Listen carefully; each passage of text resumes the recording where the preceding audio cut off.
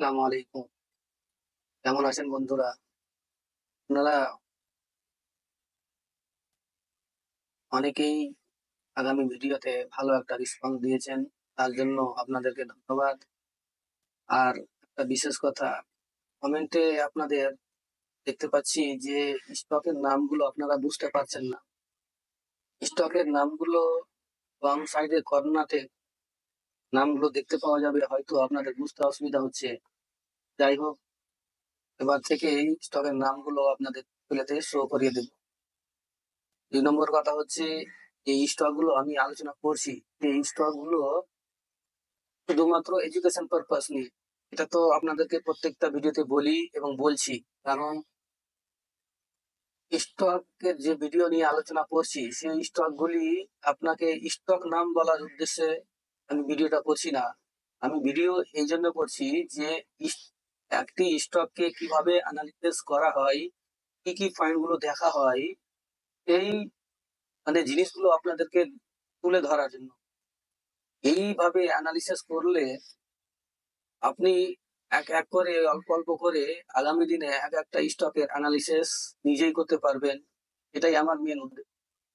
যে স্টকগুলি আপনি নিবেন, নিজের অ্যানালিসিস করে নিবেন। আমার অ্যানালিসিসের উপর আপনি কোনো প্রকারের বাই সেল অর্ডার করবেন না। আপনারা তবে মনে রাখবেন, নামের দিকে আপনাদেরকে না দেখে স্টক কিভাবে অ্যানালিসিস করা হয় সেটা আপনারা দেখার চেষ্টা করলে হয়তো কিছুটা শিখতে পারবেন। আপনাদের একটা কথা বলি, যে স্টকগুলি আমি আলোচনা করছি বা আগামী দিনে দেখাচ্ছি, এই স্টকগুলি আমি অ্যানালিসিস করছি আপনাদের সামনে। এগুলো স্টক সুইং ট্রেডিং এর জন্য। সুইং ট্রেডিং বলতে এখানে আপনাকে 2 মাস, 4 মাস, 6 মাস পর্যন্ত থাকতে হতে পারে।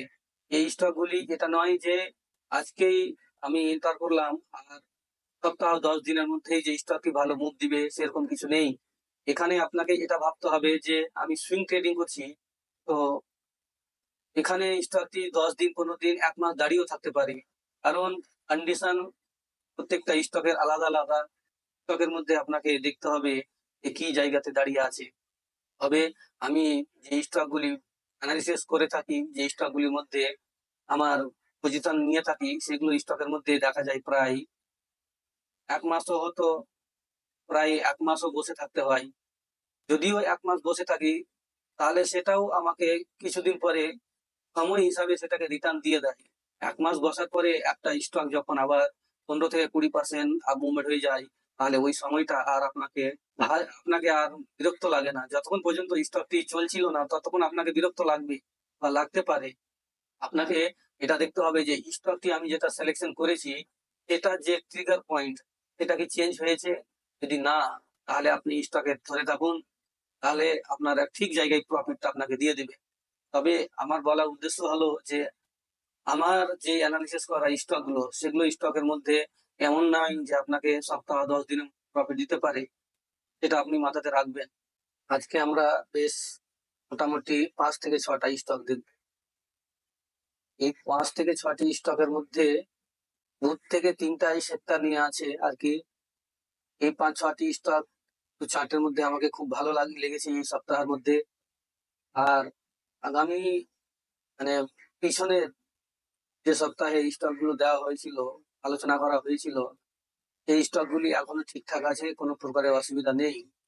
তবে এই স্টকগুলি এড করছি, এই চার্টের কন্ডিশন গুলো খুব ভালো কন্ডিশনে আছে।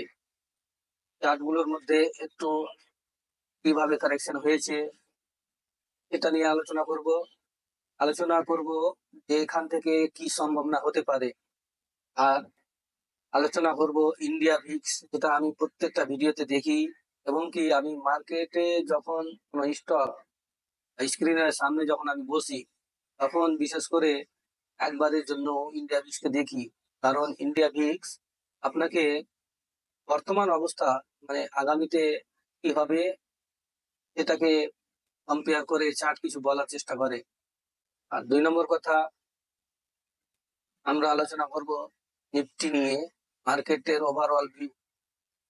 আমি এর আগের ভিডিওতে বলেছিলাম যে নিফটি এখান থেকে 2 থেকে 300 পয়েন্ট উপর নিচে যাত্রা করবে, মানে একবার উপরে আসতে পারে বা একবার নিচে আসতে পারে, কিন্তু বড় কারেকশন দেখতে পাচ্ছি না নিফটির মধ্যে। নিফটি যে অবস্থায় এখন দাঁড়িয়ে আছে, আগামী ভিডিওতেও বলেছিলাম যে এখান থেকে নিফটি দাঁড়িয়ে থাকবে, আর যে স্টকগুলি কারেকশন পুরা হয়েছে আর কি, যে স্টকগুলির কারেকশন সম্পূর্ণ হয়েছে, সেই স্টকগুলিকে উপরের দিকে টাল দিবে। উপরের দিকে যাওয়ার জন্য তারা তৈরি হয়ে আছে, তারা যে কোনো মুহূর্তে বেরিয়ে যেতে পারে, একে একে বেরিয়েও যাচ্ছে। তারপরে কথা হলো একটা নিয়ে কিছু আমি বলতে চাইছি যে আগামী দিনে হোম হোম প্রোডাক্ট আর কি, হোম প্রোডাক্ট বলতে আপনার ক্যাপিটাল গুড হতে পারে, হোম প্রোডাক্ট বলতে আপনার ওই সেরামিক্স জাতীয় প্রোডাক্ট হতে পারে। তারপরে মানে কিন্তু মেটালের দিকে একটু আমি এবার ধ্যান দিচ্ছি না আর কি। মেটালের মধ্যে যথেষ্ট ভালো একটা মুভ হয়েছে, তবে ভাবছি এখান থেকে একটা কারেকশনের সম্ভাবনা আছে। কারেকশন বলতে ওর একটু শর্ট টাইম, মোটামুটি ধরেন 2 থেকে 5%, খুব ছোট একটা কারেকশনের জন্য আছে। কিন্তু কনজিউমার কনজিউমার বেস প্রোডাক্ট যেগুলো, কনজিউমার প্রোডাক্টের উপরে একটু ভালো জায়গাতে স্টকগুলো দেখতে পাচ্ছি। এই স্টকগুলির মধ্যে আপনি দেখতে পারেন। আগামী সপ্তাহে ওই স্টকগুলি নিয়ে আলোচনা করব, দেখাবো আপনাদের যে কি কি স্টকের প্রতি আমার ওয়াচ লিস্টের মধ্যে আছে। আর স্টকের মধ্যে যেগুলো স্টক কারেকশনের জন্য তৈরি হচ্ছে, সেই স্টকগুলির মধ্যে পার্সেল বুকিং বা প্রফিট বুকিং, ফুল বুকিং দেখতে পাচ্ছেন চার্টের মধ্যে যে প্রফিট বুকিং তৈরি মানে চলছে আর কি। সেই স্টকগুলি থেকে বেরিয়ে আসার চেষ্টা করছি। তারপরে আর একটি সেক্টর হচ্ছে, সেটি হচ্ছে কেমিক্যাল ফার্টিলাইজারের মধ্যে। কেমিক্যাল ফার্টিলাইজার যেগুলো দুই সাইডে কোম্পানি কাজ করে, তাদেরকেও একটু ধ্যান রাখা দরকার। এই স্টকগুলিও কিন্তু খুব ভালো একটা কন্ডিশনের জায়গা তৈরি করছে। অলমোস্ট মোটামুটি কারেকশন শেষের মধ্যেই কিছু কিছু স্টক আপনার বেরিয়ে গেছে। তো যারা এই স্টকগুলি বেরিয়ে গেছে তাদের মধ্যে একটা ভালো মুভ হয়ে গেছে, তারা অন্তত সপ্তাহ 10 দিন দাঁড়িয়ে থাকতে পারে। তারপরে একটা হচ্ছে আপনার ক্যাপিটাল গুড। ক্যাপিটাল গুডের মধ্যে কদিন আগে আমি একটা পোস্টের মধ্যে শেয়ার করেছিলাম, এখান থেকে মানে ক্যাপিটাল গুডের এক্সপোর্টটা ভালো হচ্ছে আমাদের ইন্ডিয়ায়। এক্সপোর্ট যত ভালো হচ্ছে তত আমাদের প্রোডাক্টের মানে সাপ্লাই যখন ভালো হবে কোনো কোম্পানি, তখন তার মধ্যে প্রফিটেবিলি হবে, আর সেটা মার্কেটে প্রাইজের মধ্যে দেখতে পাওয়া যাবে। তারপরে আপনারা লক্ষ্য রাখবেন, তারপরে হচ্ছে আপনার টেকনিক্যাল আইটি স্টকগুলি। আইটি স্টকগুলি প্রায় 2 থেকে 2.5 বছর হয়ে গেল তাদের কারেকশন শুরু হয়েছিল। এই আইটি স্টকগুলির মধ্যেও একটা ভালো মুভ দেখা দিচ্ছে, স্টকের মধ্যেও একটু দেখবেন। আজকে যে স্টকগুলি আমরা আলোচনা করব বা দেখব, সেই স্টকগুলির মধ্যেও ভালো একটা জায়গায় আছে। আপনারা এই স্টকগুলি দেখেন। আপনাদের সঙ্গে যে স্টকগুলো আলোচনা করি, এই স্টকগুলির মধ্যে আমার একটাই জিনিস দেখানো, যে স্টক অ্যানালিসিস কিভাবে করা হয়।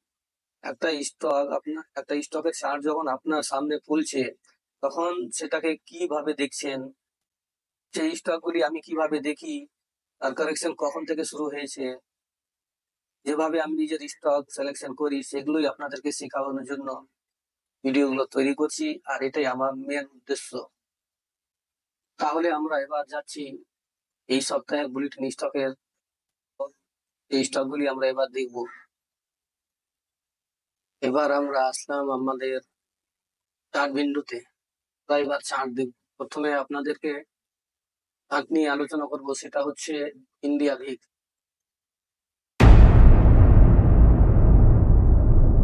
ইন্ডিয়া ভিক্স গত সপ্তাহে এই লাইনটা যেটা আপনার গত সপ্তাহে এই লাইনটা যেটা দেওয়া হয়েছিল, এখানেই বলা হয়েছিল যে এখান থেকে ইন্ডিয়া ভিক্স উপরে গেলে একটু ভাবার ব্যাপার আছে, কিন্তু যতক্ষণ না এই লাইনের উপরে গিয়েছে ততক্ষণ পর্যন্ত তো সব ঠিকঠাক আছে। এটাই বলা হয়েছিল। এবার এখন দেখা যাচ্ছে যে গত সপ্তাহ থেকে এখন পর্যন্ত যে ঠিকঠাক 5 দিন কাজ হলো, এই 5 দিনের মধ্যে দেখা যায় 14 থেকে 13 বা এর মধ্যেই কাম কাজ করছে। ইন্ডিয়া বিগ চার্ট দেখে এটা বোঝা যাচ্ছে যে এখন কোনো প্যানিক সিনারিও নেই। যদি প্যানিক সিনারিও তৈরি হয়, যদি মার্কেটের মধ্যে একটু ভলেটালিটি বেড়ে যায়, তখন দেখবেন যে ইন্ডিয়া বিক্সটা খুব একটা মুভ করবে, যেমন এখানে হয়েছিল। এই জায়গায় একটু ভলেটালিটি হয়েছিল, এটা হচ্ছে আপনাদের ইলেকশন টাইমে। আপাতত ইন্ডিয়া বিক্সের কোনো দুর্বলতা নেই, ইন্ডিয়া বিক্স ঠিকঠাক কাজ করছে। এই আপনাদের বলি যে ইন্ডিয়া ভিক্স প্রত্যেকদিন একবার দেখা দরকার, কারণ ইন্ডিয়া ভিক্স একমাত্র এই ইন্ডিকেশন দেয় যে মার্কেটের মধ্যে কবে কারেকশন বা বড় কিছু হতে পারে। যখন দেখবেন যে ইন্ডিয়া ভিক্স 20-র উপরে কাজ করছে, তখন আপনারা এটা ভাবতে পারেন যে শর্ট টাইমের যে পজিশন গুলো, সেগুলোকে সেগুলো থেকে বের হয়ে যাওয়ার চেষ্টা করবেন। যে যে স্টক আমি শর্ট টাইমের জন্য নিয়েছি, সেই স্টক থেকে আমি সাইডে হব। কিছুদিন পর আবার এখান থেকে আবার যখন ইন্ডিয়া বিক্সের মধ্যে একটু ডাউনফল আসবে, তখন আবার এন্ট্রি। তারপরে দেখবো আমরা নিফটি।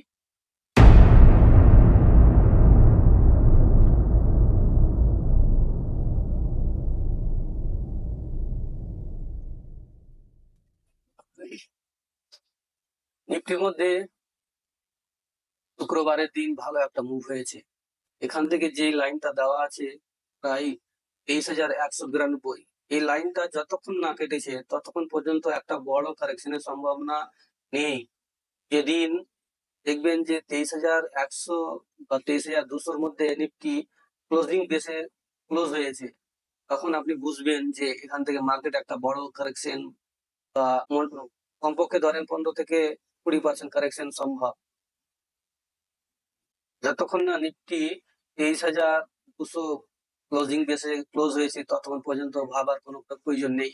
তবে হ্যাঁ, শর্ট টাইমের জন্য এখান থেকে নিফটি প্রায় 1,000 পয়েন্ট বা 1,200 পয়েন্ট আসতে পারে, শর্ট টাইমের জন্য আসতে পারে। এবারে শর্ট টাইম এর জন্যই বলছি, যেহেতু এতটা রান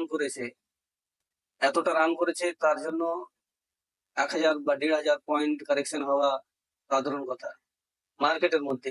এবার যদি ইন্ডেক্স 1,500 পয়েন্ট যদি কারেকশন হয়, তাহলে স্টকের মধ্যে কমপক্ষে ধরেন 15% বা 20% তো কারেকশন হবে। সেটাকে আপনাকে দেখতে হবে আপনি কি স্টকে নিয়ে আছেন, সেই স্টক কি কন্ডিশনে আছে। তবে আমি 1 ঘন্টায় চার্ট দেখে এটা অনুভব করছি যে এখান থেকে 24,200 শর্ট সাপোর্ট, মানে এখান থেকে 24,200 থেকে নিফটি নিচের দিকে এখন তো আসার সম্ভাবনা নেই। এখন বলতে প্রায় এই এখন বলতে এই বাজেট পর্যন্ত, আগামী সপ্তাহ বা তার আগের সপ্তাহ পর্যন্ত 24,200 নিচে আসার কোনো সম্ভাবনা দেখতে পাচ্ছি না। যদি আসে তাহলে আপনারা নিজের স্টক গুলোর মধ্যে দেখবেন প্রফিট বুকিং করা থাকলে করবেন, কি করবেন সেটা আপনি নিজের হিসাবে কাজ করবেন। আজকে আমাদের প্রথম স্টক হচ্ছে, যেটি হচ্ছে র্যামকো সিস্টেম। র্যামকো সিস্টেম হচ্ছে আইটির মধ্যে আইটি স্মল ক্যাপ।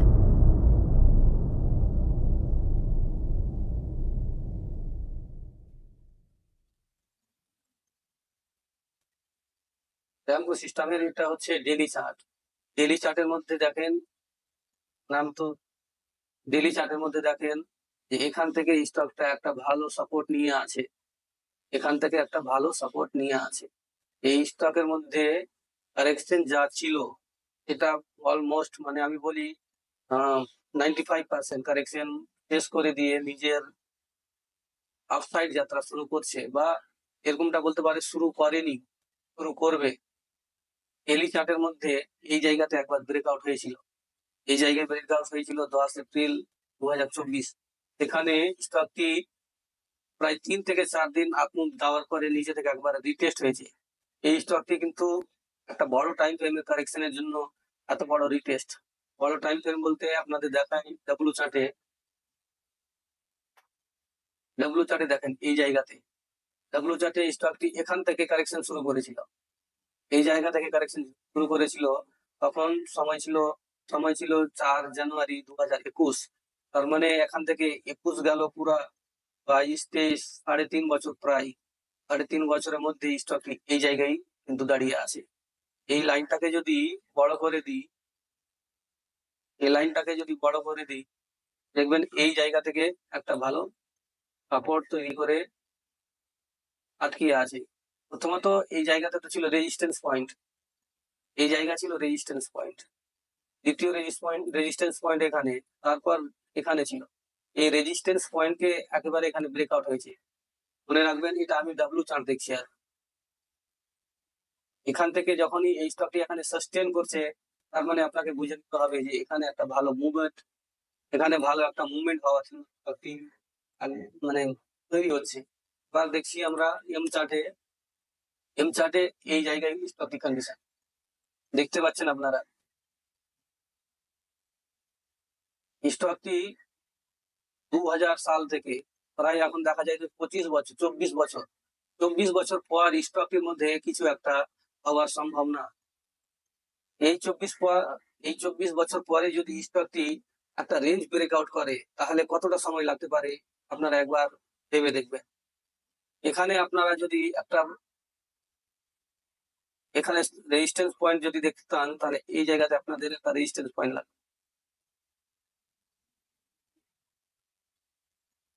মোটামুটি ধরুন আগের রেজিস্ট্যান্স পয়েন্ট হচ্ছে আপনার 504, আর এখন স্টকের চলছে 350 বা 360।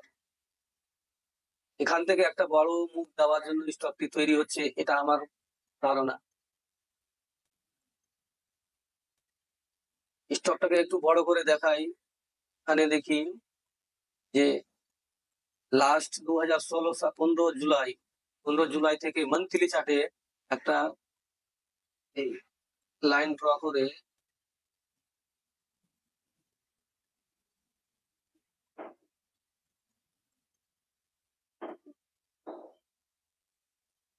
এভাবে স্টকটি কাজ করছে আর কি। এই র্যাম্পো সিস্টেম স্টকটি ডেইলি চার্টে আমরা দেখলাম যে এখানে একটা কারেকশন করে বেরিয়ে যাচ্ছে, আর এই আরএসআই প্রায় 57, আরএসআই এর মধ্যে 57 দেখা দিচ্ছে ডেইলি চার্টে। উইকলি চার্টে যদি দেখি ডাব্লু চার্টে, সেখানে 56, আর এম চার্টে যদি দেখি তাহলে সেখানে 55। তার মানে 3টে লেভেলে আপনাকে দেখাচ্ছে যে এখানে কতটা স্ট্রেংথ আছে। এই স্টকটিকে আপনারা লক্ষ্য রাখবেন, এই স্টকটিকে আপনারা বিশেষভাবে ওয়াচ লিস্টের মধ্যে রাখবেন। তারপরে স্টকটি হচ্ছে আমাদের জাস্ট ডাইল। জাস্ট ডাইল আপনারা জানেন যে একটা রিলায়েন্স গ্রুপ কোম্পানি। এই জায়গা থেকে কারেকশন শেষ করেছিল, যা ছিল এই জায়গা থেকে পুরা কারেকশন শেষ করে এখানে একবার ফাইনাল ব্রেকআউট হয়েছে। ফাইনাল ব্রেকআউট হওয়ার পরে আবার স্টকটি নিচে এসেছিল, নিচে এসে এখানে একটা সাপোর্ট নিয়েছিল। তো আমার সিস্টেমে এই জায়গায় সেখানে ইন্ডিকেশন করেছিল একবার এখান থেকে মুভ হয়ে আমরা এখান থেকে এসছি। এবার এখান থেকে রিটেস্ট হয়ে যখন এইখান থেকে আসছি, তখন আমাদের রাডারে আবার এসছে। জাস্ট ডাইল স্টকটি এখান থেকে যে মুভ দিয়ে উপরে যাই, তখন আপনি দেখবেন যে এখান থেকে যে এরিয়াতে 55% যে এরিয়াতে আপনার, যেখান থেকে আপনার আরএসআই 55 দিয়েছে, সেখান থেকে দেখেন একটা মুভ হয়েছে। এটা হচ্ছে জাস্ট ডাইলের ডেইলি চার্ট। এবার আপনাদের দেখাই জাস্ট ডাইল W chart. Just W chart এখান থেকে ডাব্লিউ চার্টে কিন্তু ক্লিয়ার বোঝা যাচ্ছে যে এখান থেকে একটা ভালো মুভমেন্ট।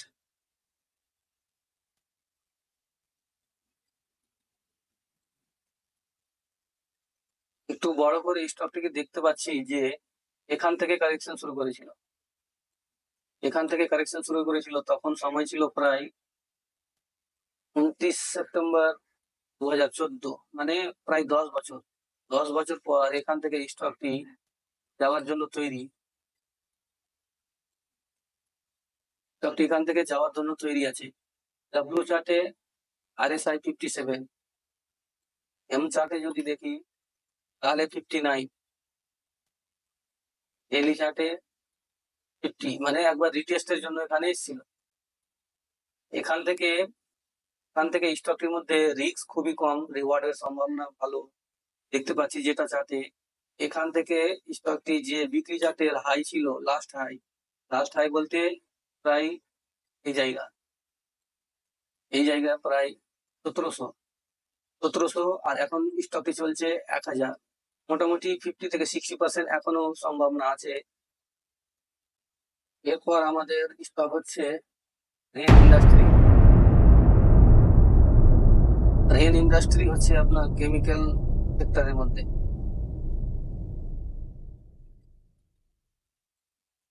রেন ইন্ডাস্ট্রি এই চার্টটি হচ্ছে daily time frame D chart যখনই আপনাদের বলছি মানে daily time frame, W chart যখন বলছি মানে weekly time frame, M chart যখন বলছি তখন মানে মান্থলি টাইম ফ্রেমের কথা বলা হচ্ছে।